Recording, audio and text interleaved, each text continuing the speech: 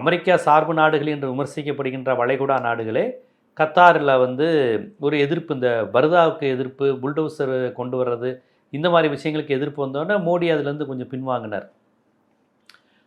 அதற்கு பிறகு இப்போ கிறிஸ்தவர்களிடம் இவங்க வந்து வம்பிழுத்துக்கிட்டு இருக்கிறாங்க. இவங்க பீஃபு சாப்பிடக்கூடாது, மாட்டு இறைச்சி, கோமாதா, அது வந்து பசுவின் புனிதம், எங்கள் இந்து மத சக்தி, அதையெல்லாம் தொடக்கூடாதுன்னு சொல்லுவாங்க. ஆனால் புஷ்ஷும் ட்ரம்ப்பும் வந்தால் போட்டி போட்டுட்டு பீஃப் வைப்பாங்க. பணக்கார மேற்கத்திய நாடுகளுக்கு மாட்டை கொன்று அதன் தோலை வச்சு ஷூ இறக்குமதி பண்ணுவாங்க. பண்ணுறது எல்லாமே சங் பரிவார ஆட்கள், பிஜேபி ஆட்கள் தொழிலுக்காக அதெல்லாம் பண்ணுவாங்க. உணவுக்காக மாட்டை கொள்றவங்களாம் அடித்து நொறுக்கி கோமாதாவையே கொள்வியான்னு கேட்பாங்க. இந்த இரட்டை நிலைப்பாடை அவ்வப்போது பலரும் வெளிப்படுத்திக்கிட்டு தான் வர்றாங்க.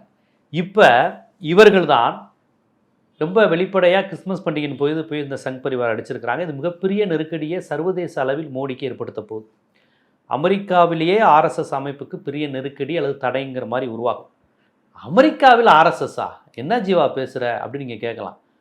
அதனை இந்தியாவா, ஆர்எஸ்எஸ்ஸு, விஸ்வ இந்து பரிஷத்து, அபினவ் பாரத், இந்து முன்னணி, இந்து மக்கள் கட்சி, விட்டா நியூயார்க்கில் வந்து இந்து மக்கள் கட்சி இருக்குன்னு சொல்லுவீங்க போலியே அப்படிங்கிற மாதிரி நீங்கள் கேட்கலாம்.